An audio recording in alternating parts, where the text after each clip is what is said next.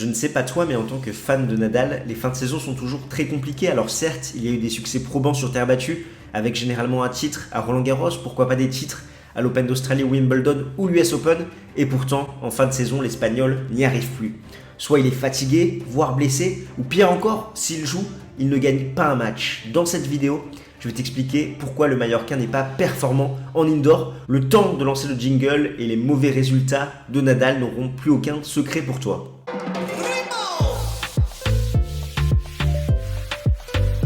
Avant toute chose, il est important de poser des éléments de contexte à ce jour. En octobre 2022, Rafael Nadal, c'est 92 titres en carrière et seulement 2 en indoor, un à Madrid en 2005 et un autre en 2013 à Sao Paulo, certes sur terre battue. Ce qui fait que seulement 2% de son palmarès est en indoor. Si on compare avec ses principaux rivaux, je pense notamment à Djokovic et Federer, pour le Serbe, c'est 16% de son palmarès qui a été obtenu en indoor et pour le Suisse, 25%. Je vais aller plus loin dans mon raisonnement et m'intéresser au pourcentage de victoire de l'Espagnol sur dur indoor, 70%. Et ce qui est intéressant, c'est de comparer ce chiffre au pourcentage de victoire du Mallorquin sur dur extérieur qui est à 81%, ce qui fait qu'il y a un écart de 11% de victoire dès qu'on met un toit au-dessus de la tête de Rafael Nadal. Et je pense que la principale explication, c'est Tony qui la donne, je le cite, quand il avait 7 ans avant un match, je lui avais dit si ça se passe mal, ne t'inquiète pas, je ferai tomber la pluie. Rafael était mené 3-0, puis remonté à 3-2 et là il s'est mis à pleuvoir. Il est venu me voir, essaie d'arrêter la pluie s'il te plaît, je crois que je peux gagner. En indoor, comme il y a un toit au-dessus de ta tête, il ne peut pas pleuvoir, ce qui fait que Tony ne peut pas sauver son neveu dans les situations mal embarquées en faisant appel à la pluie, ce qui fait que Nadal a beaucoup plus de mal à triompher CQFD. Non, plus sérieusement, il y a de vraies raisons techniques qui expliquent les lacunes de l'Espagnol sur cette surface, à commencer par le rebond du dur indoor. D'année en année, la surface s'est ralentie.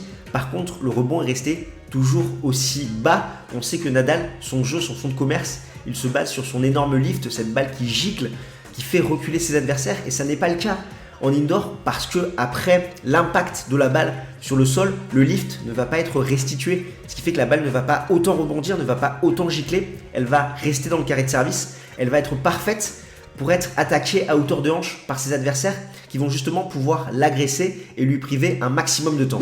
Ces adversaires, justement, parlons-en, ils vont se bonifier avec un toit au-dessus de leur tête. Pourquoi ? Parce qu'ils n'auront pas à faire face aux conditions extérieures, que ce soit le vent, l'humidité, le soleil, qui vont interférer dans leurs conditions physiques et dans leur régularité tout au long d'une rencontre.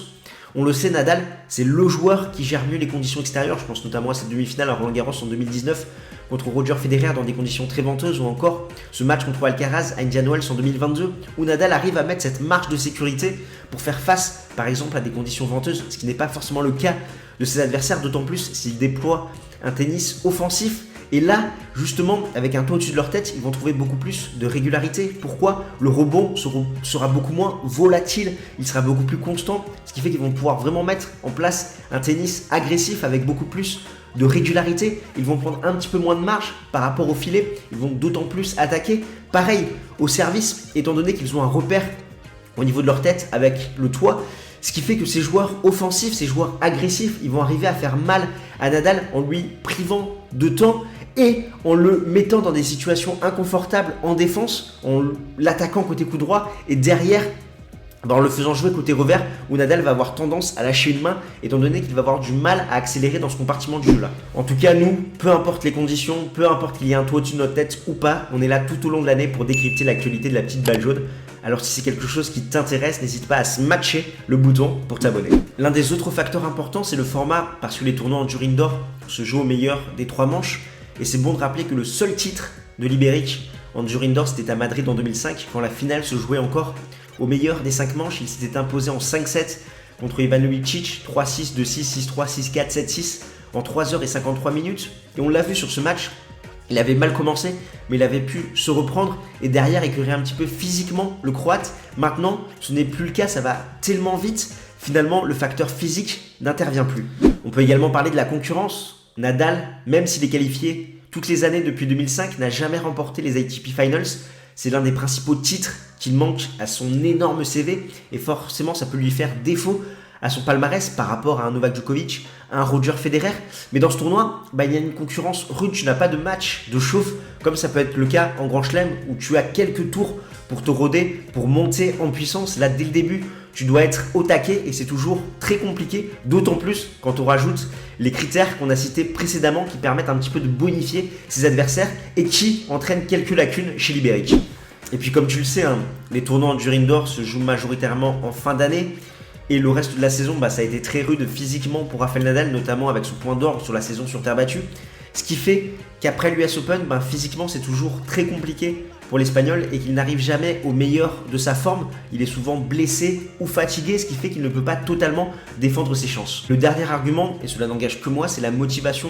Si les ATP Finals avaient été un grand chelem, Nadal n'aurait pas-il fait le nécessaire pour essayer d'y être performant, de décrocher le titre, de mettre tout en place pour atteindre son pic de forme là-bas? Franchement, je pense que oui. Là, on a vraiment l'impression qu'après l'US Open, sa saison est finie, c'est que du bonus. Et même s'il va faire quelques bons matchs par-ci, par-là, il n'a plus la même grinta pour aller s'imposer, plus la même fougue qu'il peut avoir en début de saison ou sur la saison sur terre où il met un point d'orgue vraiment à être performant là-bas.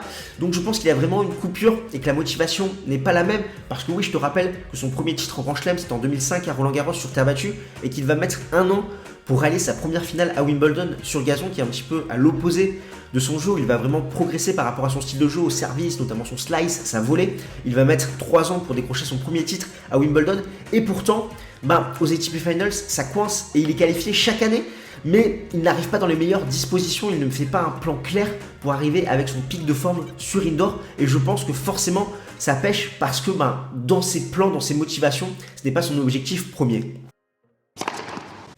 Alors, est-ce qu'on peut avoir une lueur d'espoir et espérer voir triompher Rafael Nadal en indoor? Depuis 2017, avec l'apport de Carlos Moya, son nouveau coach a repensé un petit peu son style de jeu avec l'importance du service, du premier coup de raquette, de faire le point dans les premiers échanges, se montrer le plus agressif possible pour essayer derrière d'éviter les longs rallyes et d'éviter les blessures, notamment au genou. Il a vraiment progressé au service, même si depuis 2025 et sa blessure au dos à l'Open d'Australie c'est plus compliqué, il peine à retrouver la qualité de sa première balle, mais il y a quand même du mieux chez Nadal. D'ailleurs en témoigne son pourcentage de victoire. Depuis 2017 c'est 77% de victoire en dur indoor et je rappelle qu'aux ATP Finals en 2019 il est le seul à battre Stefanos Tsitsipas, le futur lauréat, dans un match certes qui comptait pour du beurre pour le grec mais il avait chèrement vendu sa peau. Et en 2020 il va servir pour le match pour s'imposer en 2-7 contre Daniil Medvedev, futur lauréat également de l'épreuve, avant de se faire débriquer, de passer un petit peu à côté du tie-break et de perdre en 3-7. Donc finalement, tous ces petits matchs, ça montre qu'il peut bien jouer sur cette surface, qu'il va vraiment devoir se donner les moyens, arriver en forme avec la bonne fraîcheur physique et la bonne approche mentale. Et d'un point de vue technique, qu'est-ce qu'il peut mettre en place? Comme je te le disais, son service qui a été très performant de 2017 à fin 2020. Depuis 2021, c'est plus compliqué avec cette blessure au dos. Là, il a eu cette blessure aux abdominaux, donc à voir s'il arrive à retrouver toute l'amplitude qu'il avait avant. Côté coup droit, peut-être raccourcir un petit peu sa préparation pour prendre la balle un petit peu plus tôt, frapper plus tendu, moins lifté, pour justement moins être exposé par rapport à cette balle courte que va forcément profiter à ses adversaires. Côté revers, je pense qu'il a de bons arguments à faire valoir avec son revers court croisé qui fait très mal, frapper très à plat et à la relance. Il se jauge souvent en s'avançant, en reculant, ou certes il s'expose sur les services extérieurs. Je pense qu'il devrait s'avancer, prendre la balle un petit peu plus tôt pour ne pas être trop loin, s'exposer à du service volé ou derrière faire un retour qui n'est pas assez profond, qui va encore une fois profiter à son adversaire parce qu'il va être trop court. Donc voilà un petit peu les axes sur lesquels il doit travailler pour être performant sur cette surface. Et enfin, bien sûr, on peut rajouter son excellent main au filet où Rafael Nadal est un super volleyeur et il peut terminer le point avec une petite volée courte. Et c'est vrai que Rafael Nadal a fait partie intégrante du dernier match de Roger Federer, c'était en indoor à la Laver Cup en double. La paire s'est inclinée, mais je t'invite à aller voir cette vidéo qui va retracer le dernier match du Suisse et nous on se retrouve de l'autre côté de l'écran.